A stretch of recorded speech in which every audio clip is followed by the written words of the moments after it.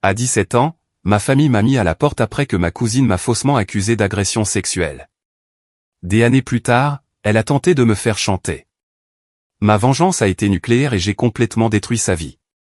Quand j'avais 17 ans, ma cousine de 15 ans s'est fait surprendre par ses parents en train de faire le mur pour aller à une fête avec des garçons plus âgés. Ensuite, elle m'a accusé de harcèlement pour se couvrir. Ma propre famille m'a tourné le dos et m'a mis dehors. 13 ans plus tard, alors que j'avais monté ma propre entreprise à partir de rien, elle a tenté de me soutirer 50 000 €. Alors, j'ai déclenché l'apocalypse et j'ai regardé son monde entier s'effondrer pendant que je continuais à construire le mien. Prenez quelque chose à manger, car ça va devenir intense. J'ai 32 ans, je suis un homme, et j'avais 17 ans quand tout a implosé. Je travaillais à temps partiel dans une carrosserie à Lyon, pour 8 € de l'heure. Novembre 2010, un jeudi soir. Je venais de finir de remplacer les plaquettes de frein sur la Mercedes d'une dame et je suis rentré vers minuit. Ma cousine Camille vivait à 3 maisons de chez moi avec ma tante et mon oncle, elle avait 15 ans, était dans l'équipe de volley du lycée et déléguée de classe. En gros, l'enfant prodige de la famille. Ce soir-là, elle avait séché les cours avec un terminal qu'elle essayait d'impressionner. Elle s'est fait surprendre en train de l'embrasser dans sa voiture sur le parking du centre commercial par un ami de la famille qui a immédiatement appelé ses parents. J'étais dans ma chambre en train de jouer à Call of Duty quand j'ai entendu les cris. La fenêtre de ma chambre donnait sur leur maison et tout le quartier pouvait entendre mon oncle perdre complètement la tête. Ma tante pleurait si fort que je pouvais distinguer des mots à travers la vitre. La crise typique des gens riches qui découvrent que leur enfant n'est pas parfait.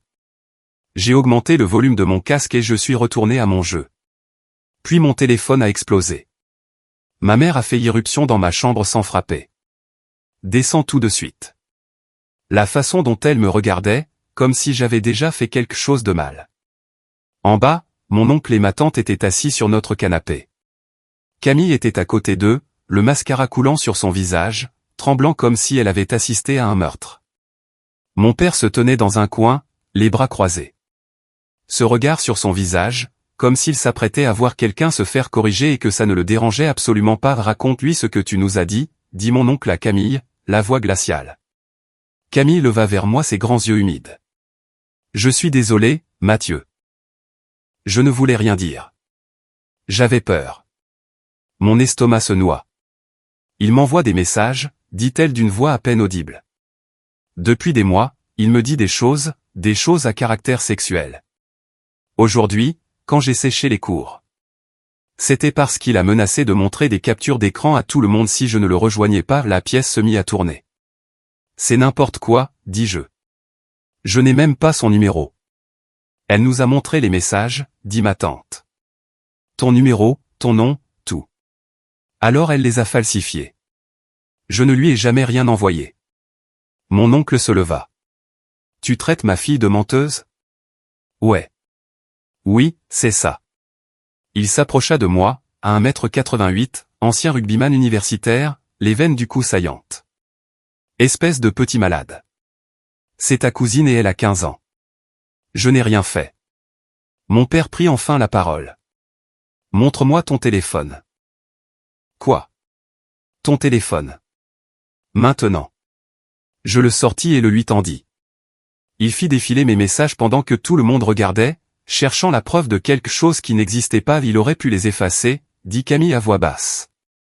Et voilà, coupable. Peu importait ce que mon téléphone montrait. Peu importait que je puisse expliquer où j'étais quand ces textos étaient censés avoir été envoyés. Ma mère pleurait maintenant. Pas pour moi, pour Camille, pour le traumatisme que cette pauvre fille innocente était censée avoir enduré aux mains de son cousin prédateur. Fais tes affaires, dit mon père. Tu ne dors pas sous ce toit ce soir. Papa, je ne veux rien entendre. Il me jeta mon téléphone à la poitrine. Tu as 30 minutes. Prends ce qui rentre dans ta voiture. Le reste part à Emmaüs demain. Je regardais ma mère.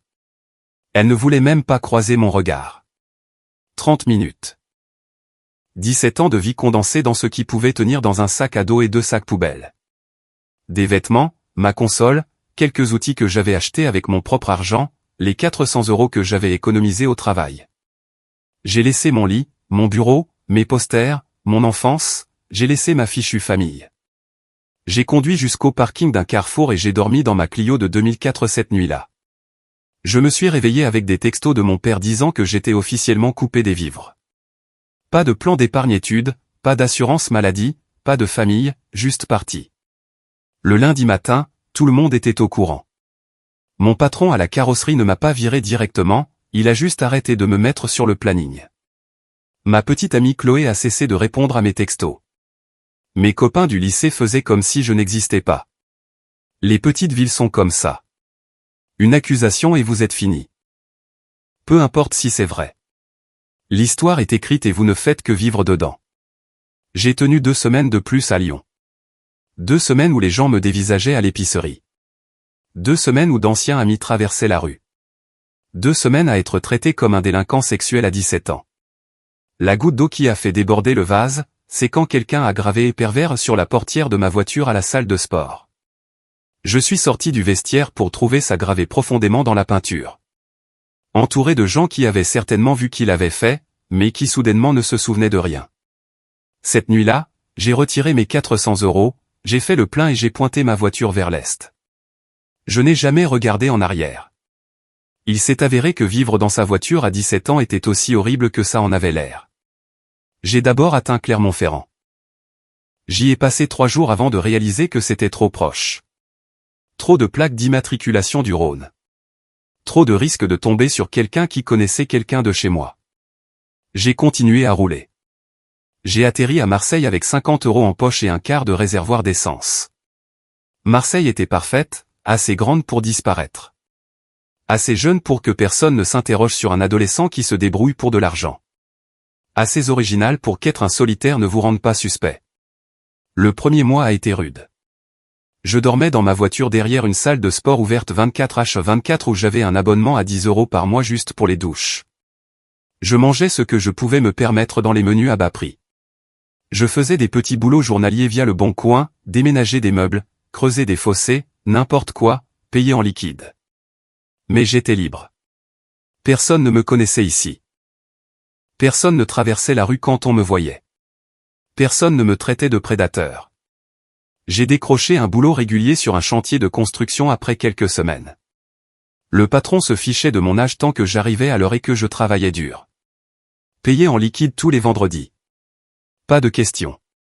Au bout de 3 mois, j'avais assez économisé pour louer une chambre dans une maison avec 4 autres gars. 200 € par mois pour un matelas par terre et l'accès à une salle de bain. Ça ressemblait au luxe après la Clio. J'ai obtenu mon DAU à 18 ans. J'ai commencé à suivre des cours du soir à l'université. Gestion d'entreprise, comptabilité, économie de base. J'étais bon avec les chiffres. Je l'avais toujours été. Les jours, je travaillais sur le chantier. Les nuits, j'étudiais. Les week-ends, je commençais à revendre des trucs sur le Bon Coin et Vinted. Acheter de l'électronique cassée, la réparer, la vendre avec un bénéfice. J'ai acheté une console cassée pour 20 €, j'ai remplacé un composant que j'ai eu sur Amazon pour 5 €, et je l'ai revendu 80. De l'argent facile si on avait le temps et la patience. En un an, j'avais un système. Dénicher dans les dépôts ventes et les brocantes de l'électronique sous-évaluée. Réparer ce qui n'allait pas. Les mettre en vente en ligne. Les expédier. Rincer et répéter. Ce n'était pas glamour, mais c'était à moi. En 2013, j'avais emménagé dans mon propre studio. Minuscule, mais il y avait un vrai lit et une cuisine et pas les affaires des autres partout. J'avais l'impression d'être dans un manoir. J'ai continué à revendre de l'électronique mais en passant à l'échelle supérieure, ordinateur portable, console de jeux, téléphone. J'ai commencé à acheter en gros lors de ventes de liquidation. Certaines semaines, je faisais 2000 € de bénéfices. C'est là que j'ai réalisé que je pouvais en faire quelque chose de réel. J'ai enregistré une SARL en 2015. Électronique Mathieu Réparation et Revente. J'ai trouvé un petit entrepôt. J'ai embauché mon premier employé, un jeune nommé Léo, qui était doué en informatique. L'entreprise a grandi plus vite que prévu.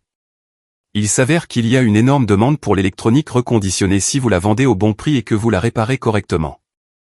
En 2018, nous avions 6 employés et des contrats avec plusieurs entreprises locales pour leur réparation technique. Les rencontres amoureuses étaient compliquées.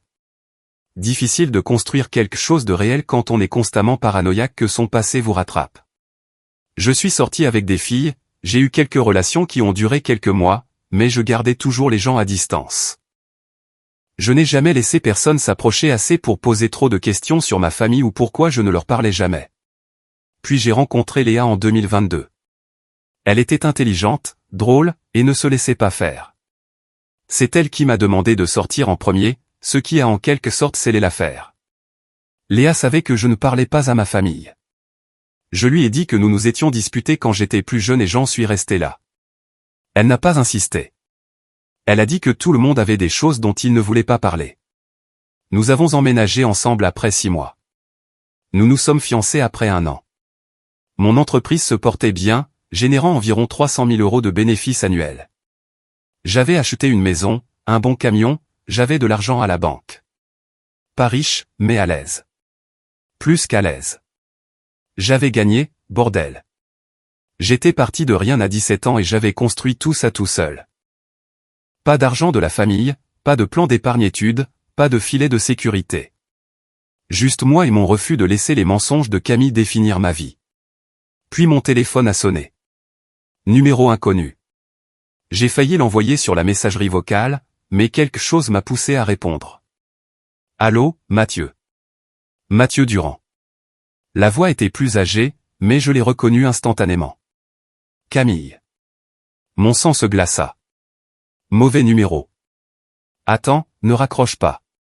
S'il te plaît, j'ai besoin de te parler. C'est important. J'aurais dû raccrocher. J'aurais dû bloquer le numéro. J'aurais dû jeter mon téléphone dans la Seine. Au lieu de ça, j'ai dit, comment as-tu eu ce numéro? Ça fait des années que je te cherche, en fait. Ça a pris une éternité, mais je t'ai finalement trouvé grâce à l'enregistrement de ton entreprise, Électronique Mathieu. Plutôt réussi d'après ce que je vois. Ma mâchoire se serra. Qu'est-ce que tu veux? J'ai entendu dire que tu t'étais fiancé. Félicitations. Sa voix avait un ton particulier.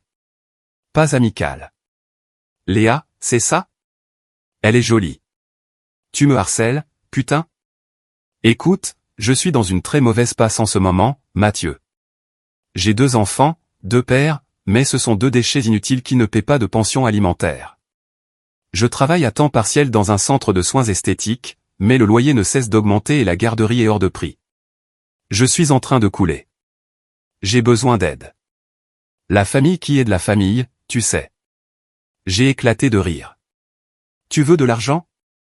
Je pensais que 50 000 me remettrait sur pied. Payer la voiture, rattraper les factures, peut-être un acompte pour un meilleur appartement.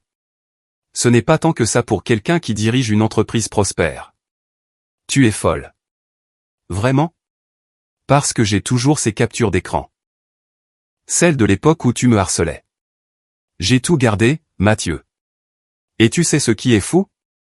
Elle serait probablement très intéressante pour Léa. Je parie qu'elle ne connaît pas ton passé. Ce que tu as fait à ta cousine de 15 ans. La rage m'a frappé comme un train de marchandises. 13 putains d'années à construire une nouvelle vie et la voilà qui menaçait de tout détruire à nouveau. Léa ne te croirait pas, dis-je en essayant de garder ma voix stable. Tu en es sûr? Je suis très convaincante. J'ai eu beaucoup d'entraînement et honnêtement, avec 2 enfants à nourrir et des factures qui s'accumulent, je n'ai rien à perdre. Toi, par contre, tu as tout à perdre. Une belle entreprise, une belle maison, une jolie fiancée. Ce serait dommage que tout s'écroule. Va te faire foutre, Camille. 50 000 avant la fin du mois où j'envoie tout à Léa et à tes partenaires commerciaux et à quiconque pourrait s'intéresser au fait que Mathieu Durand n'est pas tout à fait le type bien que tout le monde pense qu'il est. C'est toi qui choisis. Elle a raccroché. Je suis resté là, à regarder mon téléphone, les mains tremblantes. Après tout ça. Après plus d'une décennie à construire quelque chose à partir de rien, après avoir enfin trouvé quelqu'un qui me rendait heureux, cette femme allait vraiment essayer de tout réduire en cendres pour 50 000 € parce qu'elle n'avait pas su se tenir et avait choisi des pères minables. Je n'ai rien dit à Léa. Je pensais que Camille bluffait. 3 jours plus tard, Léa est rentrée du travail plus tôt. J'étais dans le garage en train de travailler sur la réparation d'un ordinateur portable quand elle est entrée. Le regard sur son visage, froid, dégoûté, horrifié. J'ai su immédiatement. Léa, ne. Elle a brandi son téléphone. Une certaine Camille m'a envoyé un message très intéressant avec des captures d'écran de toi la harcelant sexuellement quand elle avait 15 ans. C'est faux. Tout est faux. Elle ment. Elle a dit que tu dirais ça. Elle a dit que tu fuyais ça depuis des années. Que toute ta famille t'a renié à cause de ce que tu as fait. Parce qu'elle a menti. Je n'ai jamais envoyé ces messages. Je ne lui ai jamais rien fait. Elle a tout inventé pour se couvrir et maintenant elle essaie de me faire chanter pour de l'argent. L'expression de Léa n'a pas changé. Tu n'as jamais mentionné que tu avais une cousine. Tu n'as jamais mentionné avoir été mis à la porte à 17 ans. Tu n'as jamais rien mentionné de tout ça. Parce que c'était des mensonges. Parce que j'ai passé plus de 12 ans à construire une vie loin de cette famille toxique et de cette. Tais-toi. Elle secoua la tête. Tu sais quoi? Je savais que quelque chose n'allait pas. Je savais qu'il y avait quelque chose que tu ne me disais pas. Je ne pensais juste pas que c'était ça. Tu la crois, elle, plutôt que moi. Je crois les preuves plutôt que tes excuses. C'est ce que je fais. Quelles preuves? Des fausses captures d'écran qui peuvent être créées en 5 minutes. C'est sur ça que tu te bases? Tu n'as aucune relation avec ta famille. Tu ne parles jamais de ton passé. Tu sursautes à chaque fois que quelqu'un te demande où tu as grandi. J'ai toujours pensé que c'était juste des drames familiaux. Mais ça a du sens. Ça explique tout. Elle me regardait comme si j'étais un étranger. Comme si les 2 dernières années ne signifiaient rien. Léa, si tu ne me crois pas, c'est fini entre nous. J'ai fini d'écouter. C'est déjà fini. Elle a retiré sa bague de fiançailles et l'a posée sur l'établi. Il y a toujours eu quelque chose qui clochait chez toi. Quelque chose de cassé. J'ai essayé de l'ignorer, mais je ne peux plus. Je ne peux pas épouser quelqu'un capable de ça. Je ne suis capable de rien. Je n'ai rien fait. C'est ce qu'ils disent tous. Elle s'est retournée et s'est dirigée vers la porte. Je reviendrai demain pour mes affaires. Ne sois pas là. Et juste comme ça, elle était partie. Je suis resté dans le garage, tenant cette bague de fiançailles, me sentant exactement comme à 17 ans, accusé à tort, jugé instantanément, complètement impuissant.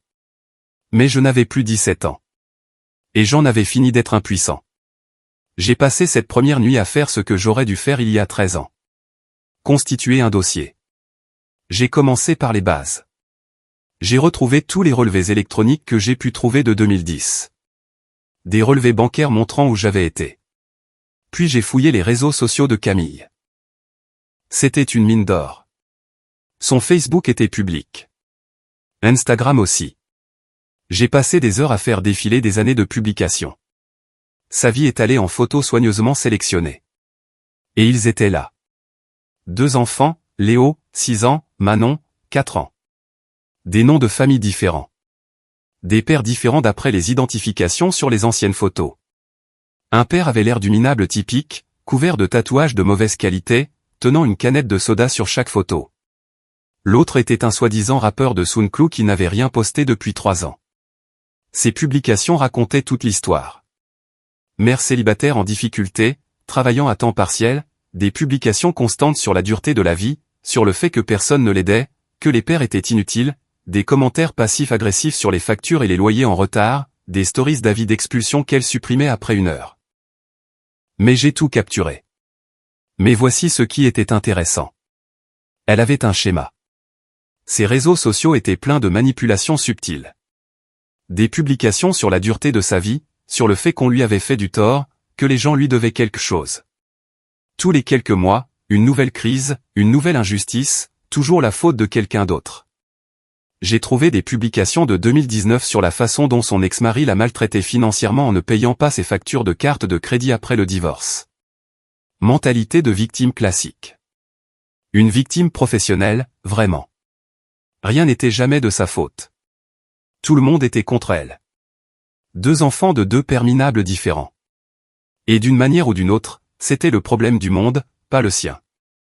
J'ai tout capturé. J'ai appelé mon vieil ami Léo. Le gars était un magicien de l'informatique et il me devait bien ça pour lui avoir donné son premier vrai travail. J'ai besoin que tu analyses des fichiers images, lui ai-je dit. Des captures d'écran qui sont censées dater de 2010. J'ai besoin de prouver qu'elles sont fausses. Une analyse forensique? Ouais, je peux faire ça. Envoie-les-moi. Je lui ai transféré les captures d'écran que Camille avait envoyées à Léa, les mêmes qu'elle avait montrées à mes parents 13 ans auparavant. Léo m'a rappelé 3 jours plus tard. Mec, c'est des faux grossiers. Celui qui les a faits était un amateur. Montre-moi. Il m'a expliqué par appel vidéo, affichant les images sur son écran. Premièrement, les formats des horodatages sont incorrects. En 2010, les iPhones affichaient l'heure différemment. Ils utilisaient une couleur grise plus claire et une graisse de police différente. Celle-ci montre le style plus sombre et plus gras qui n'est apparu qu'avec iOS 9 en 2015. Petit détail, mais il est là. Il a zoomé sur une autre section. Tu vois ça? L'icône de la batterie. Ce design n'a été introduit qu'en 2014. En 2010, elle était plus rectangulaire, moins arrondie. Encore une fois, une toute petite erreur, mais ça prouve que ce ne sont pas de vraies captures d'écran de cette période. Quoi d'autre? Maintenant, voici le plus gros morceau. Le numéro de téléphone. Tu as dit que c'était censé être ton numéro à l'époque. Oui. Le format de l'indicatif est faux. Les numéros français dans cette interface devraient s'afficher différemment en fonction du stockage des contacts. On dirait que ça a été tapé manuellement dans un générateur plutôt que tiré d'une vraie liste de contacts. Le formatage le trahit. Léo a fait défiler d'autres détails. J'ai aussi vérifié la résolution et la compression. Ces images ont été sauvegardées et re-sauvegardées plusieurs fois. L'artefact JPEG montre une perte générationnelle, ce qui signifie qu'elles ont été éditées, exportées et manipulées. Une vraie capture d'écran prise sur un iPhone en 2010 et conservée dans les photos n'aurait pas ce modèle de dégradation à moins de passer par plusieurs applications d'édition. Tu peux mettre tout ça dans un rapport? Je suis déjà dessus. Donne-moi un jour de plus et j'aurai une analyse forensique complète avec des annotations. Ce truc tiendrait la route si jamais tu en avais besoin légalement. Parfait. Merci, mec. Pas de problème. Celui qui a essayé de te piéger était un amateur. Il a laissé des empreintes partout. J'avais tout ce dont j'avais besoin pour l'enterrer. Mais voilà le truc avec la vengeance. Il ne suffit pas d'avoir des preuves. Il faut qu'ils se pendent avec leurs propres cordes. J'allais réduire sa vie en cendres, systématiquement, entièrement, complètement. Mais d'abord, j'avais besoin de ses aveux enregistrés, avec ses propres mots. Je ne voulais pas que quiconque remette en question la vérité. J'ai fait des recherches sur les lois sur l'enregistrement. En France, l'enregistrement d'une conversation à laquelle on participe est légal, ce qui le rend parfaitement admissible au tribunal, utilisable comme preuve. Parfait. Je suis allé à la Fnac et j'ai acheté un petit enregistreur vocal numérique. Le genre qui ressemble à un stylo. Audio de haute qualité. Autonomie de 8 heures. Je l'ai testé une douzaine de fois pour m'assurer qu'il captait tout clairement. Puis j'ai passé une autre semaine à planifier l'approche. J'avais besoin que Camille soit à l'aise. J'avais besoin qu'elle pense qu'elle avait gagné. J'avais besoin qu'elle avoue naturellement. Pas parce que je l'interrogeais, mais parce qu'elle se sentait assez en sécurité pour s'en vanter. J'allais la faire tout avouer. Et ensuite, j'allais utiliser ses aveux pour la détruire. Mais d'abord, je devais passer un coup de fil. J'ai appelé Camille depuis un téléphone prépayé. Je ne voulais pas qu'elle ait mon vrai numéro. C'est Mathieu. On doit parler. Oh, Dieu merci. Est-ce que ça veut dire que tu vas? Rendez-vous demain. Au restaurant Les Deux Frères, celui sur l'avenue Jean Jaurès. Midi il vient seul. Pourquoi? Parce que tu veux ton argent, non? Je pouvais pratiquement entendre son sourire à travers le téléphone. J'y serai. Je suis arrivé 30 minutes en avance. J'ai choisi une banquette dans le coin arrière où le bruit ambiant était assez bas pour que mon enregistreur capte tout clairement, mais assez fort pour que les autres clients n'entendent pas notre conversation. J'ai posé le stylo enregistreur sur la table comme si je le gardais juste à portée de main pour des notes. J'ai appuyé sur enregistrer. Camille est arrivée à 12h05. Elle avait mal vieilli. L'enfant prodige d'il y a 13 ans avait l'air fatigué et usé. Elle s'est glissée dans la banquette en face de moi, me regardant avec méfiance. Alors, tu t'es décidé. J'y réfléchis, ai-je dit. Mais j'ai besoin de comprendre quelque chose d'abord. Pourquoi maintenant?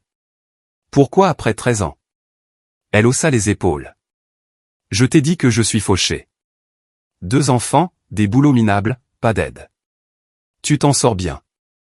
Ça semblait être une solution logique. Comment as-tu même pensé à ça? Le chantage, je veux dire. Un petit sourire traversa son visage. J'ai toujours su où étaient ces captures d'écran. J'ai pensé à les utiliser avant, mais je n'ai jamais eu le courage. Puis j'ai vu que ton entreprise marchait bien, et je me suis dit, pourquoi pas? Tu me le dois, de toute façon. Je te le dois. Bien sûr. J'ai dû vivre avec la culpabilité de ce qui s'est passé pendant 13 ans. Ça doit bien valoir quelque chose. L'enregistreur captait chaque mot. J'ai gardé un visage neutre. Comment as-tu fait les captures d'écran à l'époque? Elle se pencha en arrière, se mettant à l'aise. C'était ça le truc avec Camille. Lance-la sur elle-même, et elle ne pouvait plus s'arrêter. Il y avait cette application. Tu pouvais créer de fausses conversations SMS, faire croire que n'importe qui avait dit n'importe quoi. J'ai passé environ 2 heures cette nuit-là à les rendre réalistes. C'était même assez amusant, d'une manière tordue. Ça a dû être stressant, cependant. À 15 ans, inventer tout ça. J'étais en panique, admit-elle. Je me suis fait surprendre avec Nicolas et je savais que mes parents allaient me tuer, me punir pour toujours, probablement me retirer du volet. J'avais besoin de quelque chose de gros pour les distraire, quelque chose qui leur ferait oublier ce que j'avais fait. Elle marqua une pause. Tu comprends maintenant, n'est-ce pas, continua-t-elle. Ne le prends pas personnellement. Ça aurait pu être n'importe qui.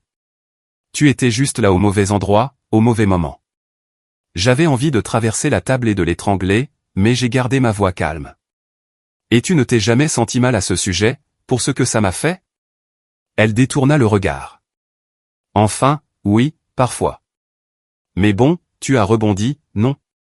Tu t'en sors bien. Mieux que bien. Donc, tout s'est bien terminé. J'étais sans abri à 17 ans. Mais tu n'es plus sans abri maintenant. Tu as surmonté ça.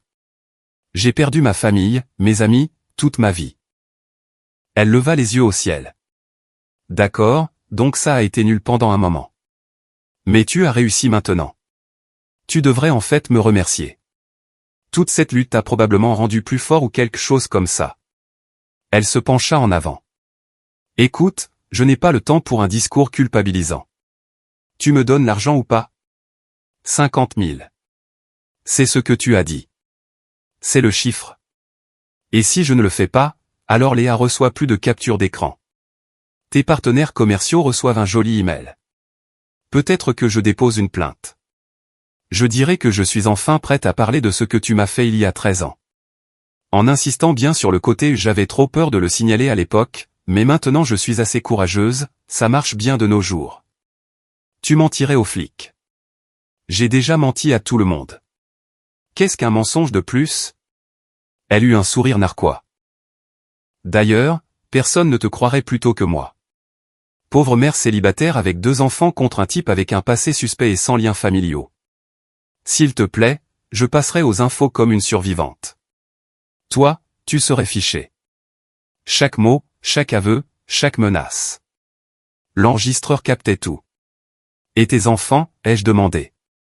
Tu vas vraiment leur apprendre que le chantage, c'est bien? Mes enfants sont la raison pour laquelle je fais ça. Je suis sur le point de me faire expulser à nouveau. Tu crois que je me soucie de la morale en ce moment? Je ferai tout ce qu'il faut. Donc c'est ça. Tu as ruiné ma vie à 15 ans. Maintenant tu essaies de la ruiner à nouveau à 30 ans. Et tu ne te sens pas mal du tout. Elle haussa les épaules. Je me sens mal de devoir faire ça. Mais je ne me sens pas mal de le faire. Il y a une différence. Je me suis reculé et j'ai croisé les bras. Et si je pouvais prouver que tu as menti sur tout ça? Son sourire vacilla.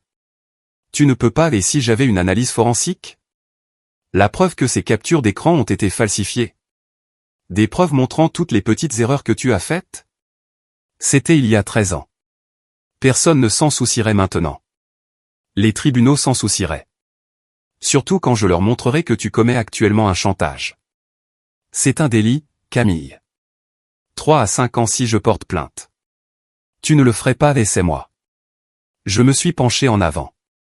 Voici comment ça va se passer. Tu vas publier des aveux complets sur les réseaux sociaux, Facebook, Instagram, partout. Tu vas expliquer exactement ce que tu as fait il y a 13 ans. Comment tu as falsifié les captures d'écran. Comment tu as menti à tout le monde. Comment tu as détruit ma vie pour sauver ta propre peau. Et tu vas t'excuser publiquement. Pas question. Option 2. Je prends toutes ces preuves plus les aveux que tu viens de me donner. Ouais. J'ai enregistré toute cette conversation, la loi française l'autorise, et je dépose une plainte pour diffamation, détresse émotionnelle, perte de salaire. Je te poursuivrai pour tout ce que tu vaux, ce qui, certes, n'est pas grand-chose, mais je m'assurerai que tu passes la prochaine décennie au tribunal. Je porterai plainte au pénal pour le chantage. J'enverrai tout ça à l'aide sociale à l'enfance et je leur ferai savoir quel genre de personne élève ses enfants. Je réduirai ta vie en cendres si complètement que tu souhaiteras ne jamais avoir entendu mon putain de nom. La couleur quitta son visage. Mathieu. Ce sont tes options. Publie les aveux, encaisse les critiques de tes amis et de ta famille, et on en reste là. Ou bats-toi contre moi et passe les 13 prochaines années dans des ennuis judiciaires pendant que je fais de ma mission personnelle de te ruiner. Mes enfants. Tu aurais dû penser à tes enfants avant de décider de me faire chanter. Elle tremblait maintenant. De la vraie peur, pas les fausses larmes d'il y a 13 ans. Qu'est-ce que ce sera? Elle me fixa, réalisant que je l'avais complètement coincé. Les aveux, murmura-t-elle finalement. D'accord, je vais les publier aujourd'hui. Tout de suite. Tu vas les écrire sur ton téléphone et les publier avant de quitter ce restaurant. Et ça a intérêt à être détaillé. Ça a intérêt à tout expliquer. Et si tu essaies de les supprimer plus tard, j'ai des captures d'écran et je m'assurerai que tout le monde les voit. Elle sortit son téléphone avec des mains tremblantes. Camille est restée assise là pendant 20 minutes à taper sur son téléphone. J'ai surveillé chaque mot. Je l'ai fait réécrire des parties qui n'étaient pas assez claires. Je l'ai fait ajouter des détails qu'elle essayait d'omettre. Je l'ai fait prendre l'entière responsabilité sans aucune excuse bidon sur le fait d'être jeune ou d'avoir peur. Quand elle a finalement terminé, elle m'a montré le brouillon. Publie-le, ai-je dit. Mathieu, s'il te plaît. Mes amis vont voir ça. Ma famille. J'ai dit, publie-le. Elle appuya sur le bouton. Le statut fut mis en ligne sur Facebook. Elle passa sur Instagram et y publia la même chose. J'ai sorti mon propre téléphone et j'ai tout capturé. Les aveux, les horodatages, tout. Une dernière chose, ai-je dit. Tu vas envoyer ça à mes parents et à tes parents et à tout le monde dans la famille. Tu vas t'assurer qu'ils voient tout ce que tu viens de publier. Mathieu. Fais-le ou je commence à appeler des avocats. Elle a créé un groupe de discussion familiale, a collé le lien vers ses aveux, et a appuyé sur envoyer. En quelques secondes, les réponses ont commencé à arriver, choc, colère, incrédulité. Son téléphone n'arrêtait pas de vibrer. Je peux y aller maintenant? Demanda-t-elle, des larmes coulant sur son visage. Des vrais cette fois. Une dernière chose. Si jamais tu me contactes à nouveau, jamais, je porte plainte. Si jamais tu essaies de revenir sur tes propos, de prétendre que tu as été forcé, de dire autre chose que la vérité, j'ai cet enregistrement, j'ai toutes les preuves, et je te pourrirai la vie si gravement que tu auras besoin d'une thérapie juste pour te souvenir de ce qu'est une vie normale. C'est clair? C'est clair. Dégage. Elle a attrapé son sac et a pratiquement couru hors du restaurant. Je suis resté assis là quelques minutes, regardant les commentaires affluer sur sa publication. Ses amis, sa famille, tous ceux qui l'avaient cru il y a 13 ans voyaient maintenant la vérité. Mon oncle a commenté, « Comment as-tu pu faire ça? Ma tante, je n'arrive pas à croire que tu aies menti sur quelque chose comme ça. Ma mère, où est Mathieu? Quelqu'un a son numéro. » Ses propres amis se retournaient contre elle en temps réel. Des commentaires sur la personne horrible qu'elle était. Comment il lui avait fait confiance, comment il ne pouvait pas croire qu'elle ait détruit la vie de quelqu'un comme ça. C'était magnifique. J'ai payé l'addition, empoché l'enregistreur, et je suis sorti de ce restaurant en me sentant plus léger que je ne l'avais été en 13 ans. Les aveux se sont répandus comme une traînée de poudre. En 24 heures, tout le monde dans notre famille élargie les avait vus. Tout le monde de notre ville natale, tout le monde dans le cercle social de Camille. Des captures d'écran étaient partagées. L'histoire était disséquée. Les gens prenaient parti. La plupart des gens étaient de mon côté. Finalement, son employeur l'a vu. Apparemment, les centres de soins esthétiques n'aiment pas garder des réceptionnistes connus pour porter de fausses accusations. Elle a été renvoyée une semaine après la publication. Son propriétaire l'a vue. Elle était en retard de loyer depuis 3 mois de toute façon, et les aveux ont été la goutte d'eau. Avis d'expulsion signifié dans la semaine. Ses amis se sont retournés contre elle. Les commentaires sur sa publication d'aveux sont devenus brutaux. Des gens qu'elle connaissait depuis des années la voyaient soudain pour ce qu'elle était, une menteuse manipulatrice qui a détruit la vie d'une personne innocente pour se sauver et n'a ressenti aucun remords jusqu'à ce qu'elle se fasse prendre. Même ses parents, ma tante et mon oncle, ont publié leurs propres déclarations, des excuses publiques à mon égard pour ne pas m'avoir cru il y a 13 ans. Un aveu qu'ils m'avaient abandonné en tant que famille. Une promesse de réparer les choses. Trop peu, trop tard. Mais au moins, c'était quelque chose. Mes parents ont essayé de m'appeler. Je n'ai pas répondu. Ils ont laissé des messages vocaux. Ma mère en pleurs, s'excusant, me suppliant de rappeler. Mon père, pour une fois dans sa vie, admettant qu'il avait eu tort, disant qu'il aurait dû se battre pour moi, qu'il aurait dû me croire, qu'il aurait dû être un meilleur père. Les messages vocaux étaient agréables à entendre, je suppose. Une validation après plus d'une décennie de silence. Mais ils ne changeaient rien. Ils m'avaient jeté quand j'avais le plus besoin d'eux. Ils ne se sont excusés que lorsque les preuves étaient trop accablantes pour être ignorées. Ce n'est pas de l'amour. C'est se couvrir. J'ai supprimé les messages vocaux. Léa s'est présentée chez moi 4 jours après que les aveux soient devenus viraux. J'étais dans le garage en train de travailler sur l'inventaire quand elle a frappé. Mathieu. Je ne me suis pas retourné. Je pensais que tu avais besoin d'espace. J'ai vu les aveux de Camille. Toute l'histoire. Tout ce qu'elle a admis. Je suis désolé. J'aurais dû t'écouter. J'aurais dû te croire. C'est du passé maintenant. On peut en parler? Je me suis finalement retourné. De quoi y a-t-il à parler? Tu as été assez clair sur ta position. J'ai fait une erreur. Je veux réparer ça. Je veux que nous réparions ça. Tu as jeté 2 ans par la fenêtre parce qu'une inconnue t'a envoyé des captures d'écran. Tu l'as cru plutôt que moi, sans poser de questions. Tu as dit que j'étais capable d'agresser une jeune de 15 ans. Pourquoi diable voudrais-je réparer ça? Parce que tu m'aimes. Plus maintenant. C'est du passé. Je suis retourné à l'ordinateur portable sur lequel je travaillais. Tu ne peux pas revenir simplement parce que tu as réalisé que tu avais merdé. Les actions ont des conséquences. Mathieu. C'est fini, Léa. Je l'ai entendu pleurer, mais je n'ai pas levé les yeux. Après quelques minutes, j'ai entendu la bague frapper l'établi, puis des pas, puis la porte se fermer. Le meilleur dans tout ça, les enfants de Camille. L'ASE a reçu un signalement anonyme, certainement pas de moi, à propos d'une mère qui avait admis avoir fait de fausses déclarations et tenté un chantage. Ils ont fait une visite à domicile, ont découvert qu'elle était expulsée, qu'elle était en retard sur ses factures, qu'elle avait perdu son travail et n'avait aucun revenu. Les enfants sont allés vivre temporairement chez ses parents pendant que Camille se remettait sur pied, ce qui, soyons honnêtes, n'allait probablement jamais arriver. Mon oncle m'a envoyé un email une semaine après que tout soit sorti. Un long discours décousu essayant d'expliquer à quel point il était désolé, comment ils avaient protégé leur fille, comment ils n'avaient aucun moyen de savoir qu'elle mentait, comment ils espéraient que je pourrais trouver dans mon cœur de leur pardonner. Il a mentionné qu'ils aidaient Camille avec les enfants, qu'elle était dans une mauvaise passe, que peut-être si j'avais la générosité de l'aider financièrement, cela contribuerait grandement à guérir la famille. J'ai ri si fort que j'ai failli tomber de ma chaise.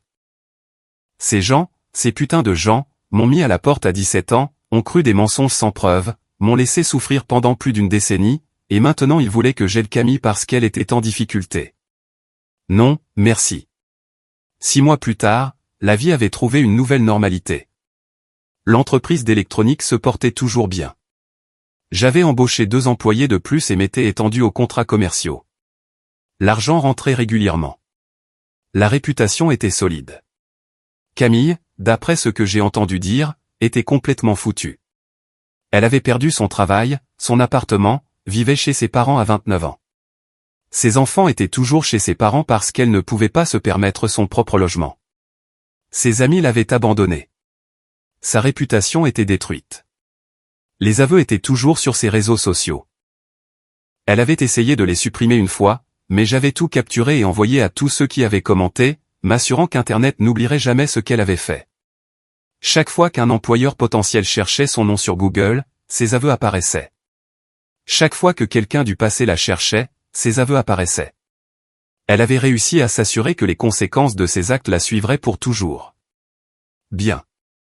Quant à moi, j'avais enfin trouvé la paix avec tout ça. Pendant 13 ans, j'avais porté ce poids, cette colère, ce besoin de prouver que j'étais innocent. Et maintenant, je n'avais plus rien à prouver. La vérité était connue. Les gens qui comptaient savaient ce qui s'était réellement passé. Je n'avais besoin de personne. J'avais mon entreprise. J'avais ma vie. Et j'avais tout construit moi-même. J'ai commencé un nouveau passe-temps à cette époque, la restauration de voitures de collection. J'ai acheté une Citroën DS de 1969 pour 12 000 € lors d'une vente de succession. La famille ne savait pas ce qu'elle avait. La voiture était un tas de rouille, mais le châssis était solide et les numéros correspondaient. J'ai passé mes soirées dans le garage à reconstruire cette voiture de fond en comble. C'était incroyablement thérapeutique. Prendre quelque chose de cassé et le rendre meilleur qu'avant me semblait approprié compte tenu de tout. Quand j'ai terminé la DS 6 mois plus tard, je l'ai mise en vente sur un site spécialisé juste pour voir ce qui se passerait. Elle s'est vendue 68 000 €. C'est là que j'ai réalisé que j'avais trouvé ma prochaine entreprise. J'ai commencé à écumer les ventes de succession, les enchères, les annonces sur le Bon Coin, à la recherche de voitures à restaurer, les achetant à bas prix, les restaurant et les revendant avec un profit considérable. L'entreprise d'électronique continuait de payer les factures, mais les voitures payaient pour mon avenir. En un an, j'avais restauré et vendu 12 véhicules. Le bénéfice moyen par voiture était d'environ 35 000 €. L'argent était dingue. Le travail était satisfaisant. Et personne ne se souciait de mon passé, car tout ce qui importait était de savoir si je pouvais transformer leur tas de rouille en une voiture de collection. Je gagnais environ 200 000 € par an rien qu'avec les restaurations. Plus l'entreprise d'électronique, plus les investissements intelligents que j'avais faits avec tout cet argent supplémentaire. À 31 ans, ma fortune était d'environ 1,1 million d'euros. Pas de quoi prendre ma retraite, mais très à l'aise. Et j'avais fait tout ça sans eux, sans ma famille, sans Léa, sans personne qui avait douté de moi. Juste moi, mes outils et mon refus de laisser la vie des autres définir la mienne.